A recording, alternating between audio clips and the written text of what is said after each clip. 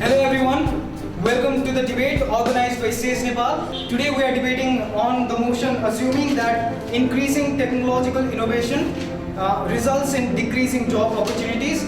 This house would regulate technological innovations. And we have proposition side here and opposition side here. This house would put a regulation in technological innovations. So let's start with the global context. We want change. Everybody is pushing for change today. And in this race of creating change, we have come a long way since Industrial Revolution. We have tried to develop technologies to better improve our human standards, to better improve our workforce, and to better improve human efficiency. There's only one good and effective way, that is the regulation on automated technology. How would this be possible? The government proposes a policy in which tax regulation on implementation of technological innovation. Secondly, classifying and prioritizing funding on technological innovation. Thirdly, time-regulated implementation of innovation on economy. These three are the major criteria or the policies that we'll be dealing in our debate. There's the demand and supply. The demand increases. The demand of labor increases drastically than the supply of labor. So we are not going to let those automated robots actually take care of those elderly citizens.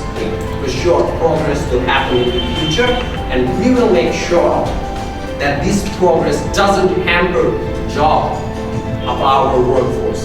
So that is the case today presented by the government house. Thank you. Here everyone, I'd like to point out some of the some flaws that looks as minor as it can be, but there's a major flaws presented by the progressive side.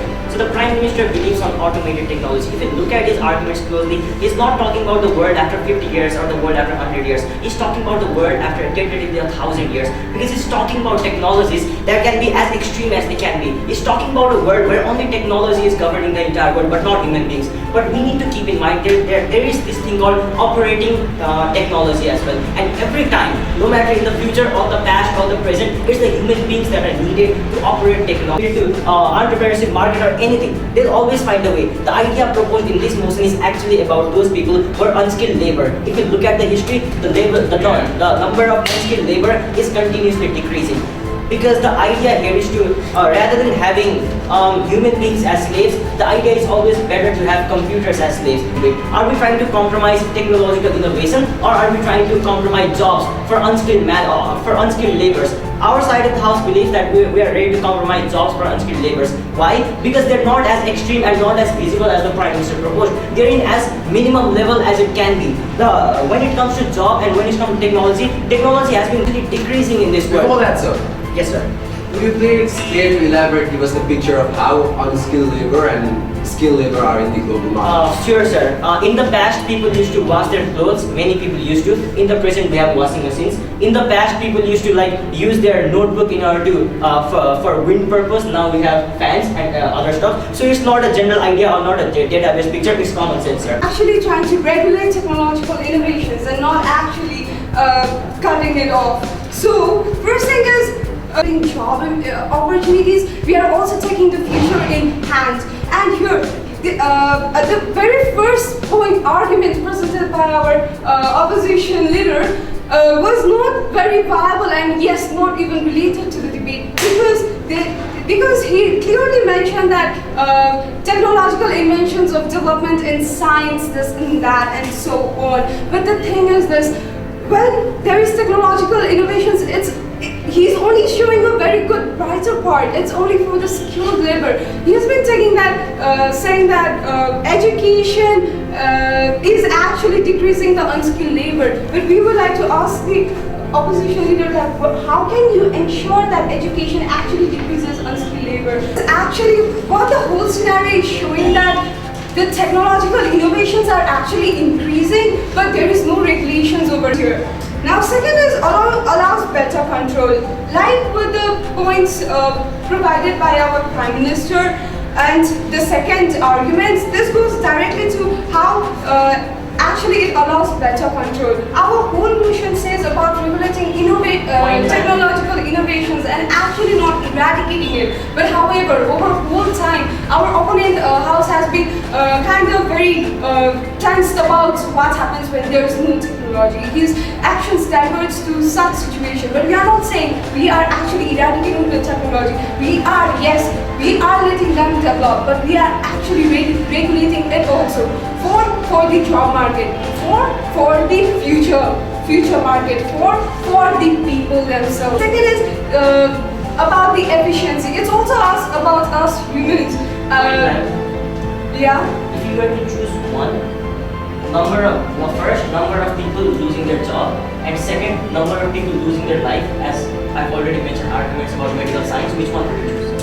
I think I would choose number 1. On the POI raised to my previous speaker from the proposition side, she chose life and possibly our future to the jobs of certain group of people. So with her stance, we can it can be displayed from a stance where their position is standing in the debate, because what we said is with innovation and technology, we can improve our lives, or we can improve our future, we can improve everything out of technology. And they stand in a position where they say that to save our jobs of few group of people, they are going to risk it all, and that is clearly not practical and not reasonable as well. The first speaker from the proposition, in the name of regulation, what they said was governments are going to identify, or they are going to restrict the technologies which are already been developed before being sure that they are actually the need of society or not. But they could not clearly picturize what kind of mechanism is used to identify the need. Definition of skilled manpower itself says what does skill come from? Skill comes from education, and what the first speaker said was education will definitely help us convert the unskilled manpower to skilled manpower. So with that point, the point presented was this point was also invalid, and they also say that our policy, the policy that we presented, manipulates unskilled manpower. Ladies and gentlemen, innovation leads to entrepreneurship. Who would go for a job when they get to start their own business? The group of unskilled manpower get opportunities. When there is innovation, there is opportunity for all. They get to develop the opportunities for themselves and yes. Before that, how does this random assumption assert into the debate that we are having today?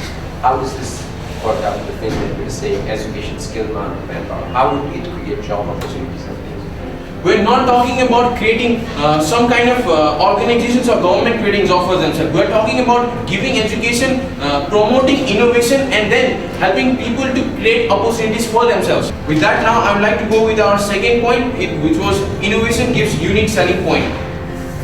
Ladies and gentlemen, if we have a glance at today's economic market, we can see markets are changing. Today we are in a position where where we have to maintain a balance between better demand and genuine supply.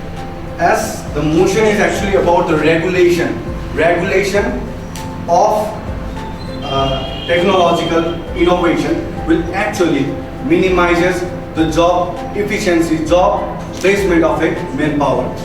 So we were actually trying to convince you all people about this fact only, and our fellow debaters were actually saying and proposing all of their ideas basically on all the facts that is actually about the efficiency we will getting after the implementation of those technological innovation. As they were saying, they were talking about the technological role in education will actually help the student to communicate or to do their works more efficiently. But do you realize that how many people's jobs were being replaced by the regulation of some other technological innovation like inkjet printer and like scanners in order to print the papers as well? It is only not about the efficiency, but it is actually about the opportunity the peoples were actually getting. And since education was actually, as you were saying, the technological development will help the people will help the student to be more efficient. About the government needing better control of the economy. He talked about a situation where unless there is this need of a camera, until then the camera should not be available to the public. Let me ask the Prime Minister about how can one really know that when the consumers need camera? Clarification to that analogy was if you develop a virus or cure for Ebola, we first analyze whether that cure needs to be launched into the market or not. We are not saying we will halt the development of virus of Ebola, a cure of Ebola. We are saying that the cure should be provided to the public only when it is needed. So we're not talking about the cure for Ebola. Everyone knows when the cure for when there is an Ebola virus. Okay, let me tell you, when there is an Ebola virus, only then a cure of Ebola is created. Only then after that the cure is launched to the public. This would really destroy the people who innovate, and this would really cause us a type of gap between innovators. Hence, also innovation promotes the creation of skill. Man, we remind the audience that when innovation occurs, the demand for skilled labor increases. When demand for skilled labor increases, investment in education increases. When investment in education increases, unskilled labor in the long run decreases. We are talking about in the long run decreases, and hence in the long run everything balances itself, and we have skilled labor and we have jobs. Science change. Let me remind you about if the Prime Minister is not aware about the share markets and stuff like that, then these are part of the market. Alright, let me go on with my speech. About these markets, our situations are so fluctuating, our consumers are so versatile and so volatile that every time these the businesses need new products to attract them, and hence innovation in this case is really important. Why do you guys even think that huge multinational companies they invest a lot of money, billions and billions of dollars in research and development only so that they could produce products that the consumer they don't really know that they want what they want, but they create these products and then these products are into the market, and only then more competitiveness increases. We move towards a better society, and that is how our side of the house's arguments are more practical than theirs. So basically, summing up our arguments, we talked about freedom of technological innovations which results in high utility, and by utility we mean anything that gives the best outcome. And we also talked about innovation we also talked about our points related to innovation providing the unique selling point in the market,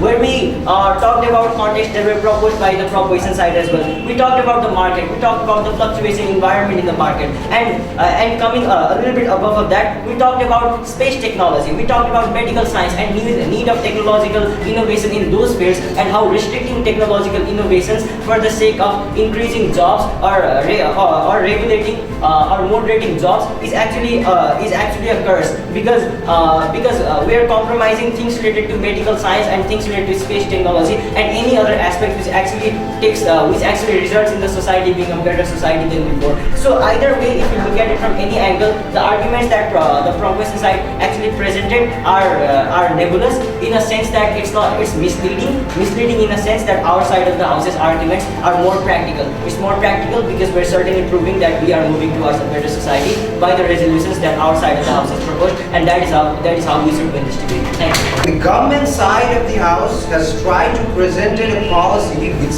insists on saying that we don't actually block the development of these technological innovations.